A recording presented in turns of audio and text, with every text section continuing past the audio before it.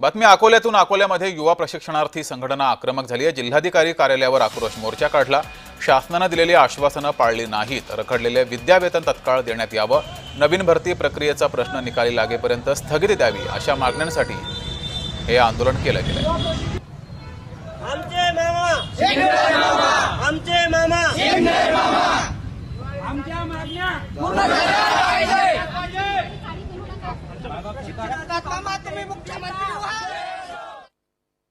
हा मोर्चा नेमकं कशासाठी काढण्यात आलाय आणि काय प्रमुख मागण्या आहेत हे जाणून घेऊया। दादा, काय मागण्या आहेत आणि कशासाठी मोर्चा काढलाय?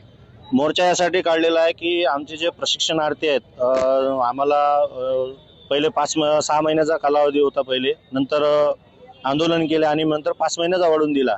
आता आमचे जे प्रशिक्षणार्थी आहेत हे बेरोजगार झालेले आहेत, यांच्या हाती रोजगार नाही आहे। आता काही जे प्रशिक्षणार्थी आहेत या रोजगारापासून वंचावलेले आहेत, म्हणजे यांचा जॉब नाही आहे। आता एवढे मोठे एज्युकेटेड लोक आहेत की सरकारांना माझी अशी विनंती आहे, माझ्या प्रशिक्षणार्थींना अशी विनंती आहे की साहेब, तुम्ही आमचे मायबापा, जसं घरामध्ये आपल्याला खायला भेटत नाही, जसे आई आपले वडील जसे आपल्याला खायला देतात, तसं सरकारने आम्हाला एक रोजगार दिला, एक कुठेतरी आमचा दर्जा वाढवून दिला आणि सरकार खूपच चांगलं आहे, याच्याबद्दल काही दुमत नाही आहे।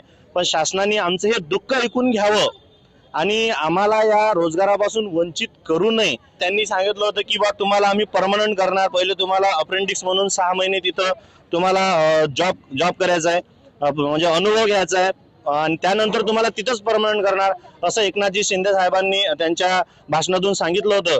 पण सांगितलं त्याप्रमाणे झालं नाही।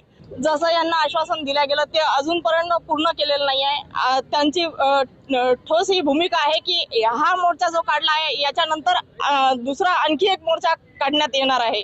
वर्षा मोरे, जय महाराष्ट्र न्यूज, अकोला।